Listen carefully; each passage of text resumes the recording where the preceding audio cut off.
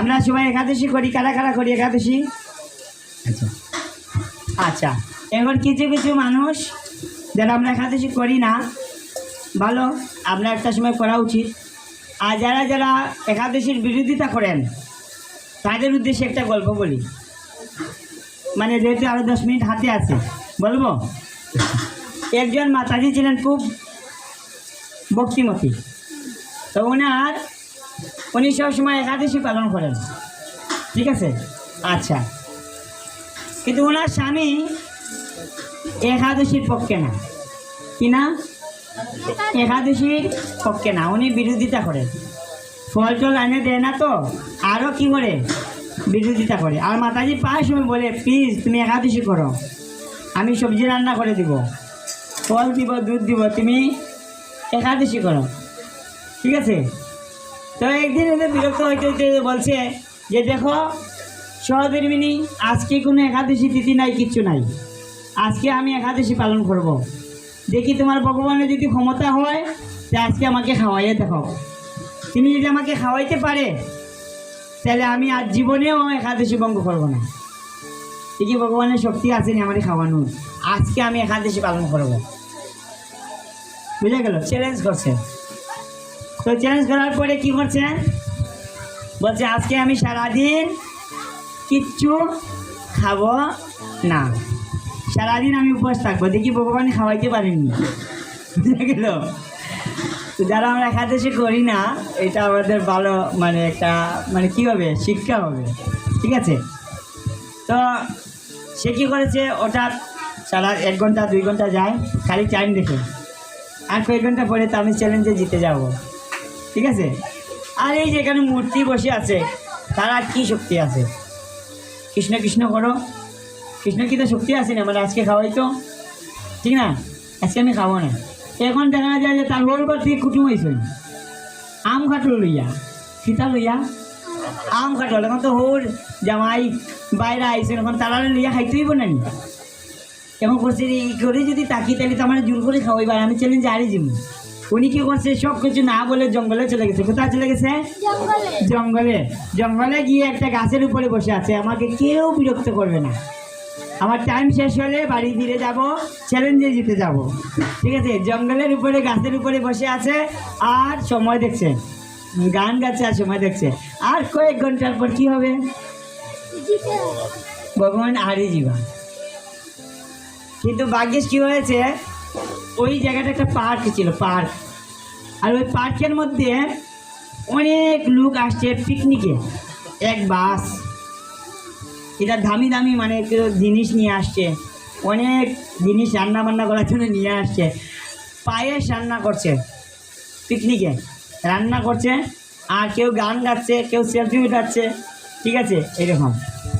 আর তারা অনেক অনেক দামি জিনিস নিয়ে আসছে, পোশাক, স্বর্ণ অলঙ্কার, সবগুলো গায়ের মধ্যে।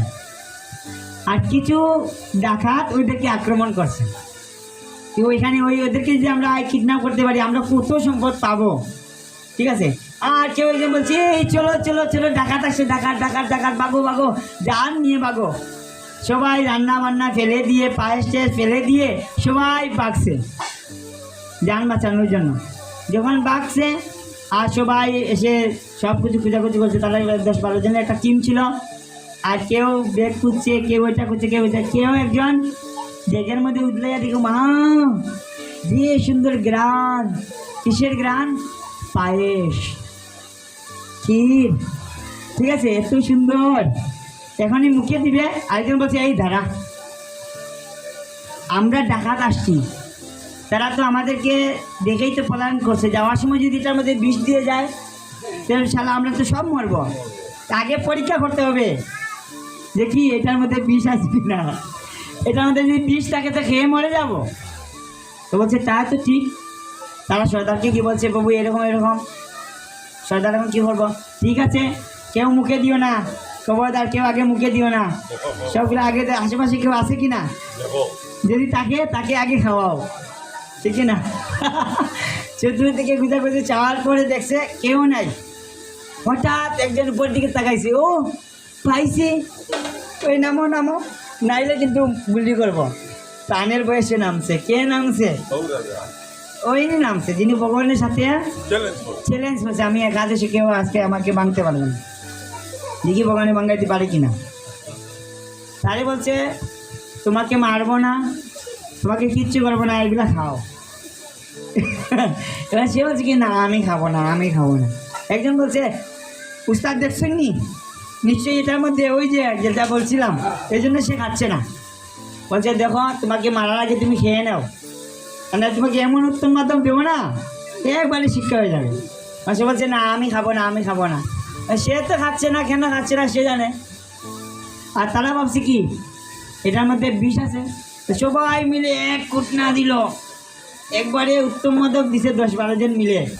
লাস্টে বাধ্য হয়ে বলছে আর মেরো না ভাই, খাবো খাবো, আর মেরো না। সবাই বাধ্য হয়ে কী করলো, পায়েস খেলো, পরীক্ষা হলো, সবাই মিলে প্রসাদ খেলো ডাকাতরা। আর সে একবারে এরকম করে করে করে করে মায়ের খেয়ে খেয়ে গণক পিটুনি খেয়ে, জনগণের পিঠা তো বুঝেন, ডাকাতের পিঠা খেয়ে খেয়ে স্ত্রীর কাছে এসে বলছে এই যে তোমাদের কৃষ্ণ বেটা, তুমি কৃষ্ণ বেটা ওই সাধারণ ব্যক্তি না, ভগবান। আর সাথে ওনার সাথে আর কোনোদিন আমি কি করব না, চ্যালেঞ্জ করব না। বাবা রে বাবা, খেলাম তো খেলাম, আর কোনো মধ্যখানে কী খেলাম, কত গরু পিটুনি খেলাম, ঠিক না?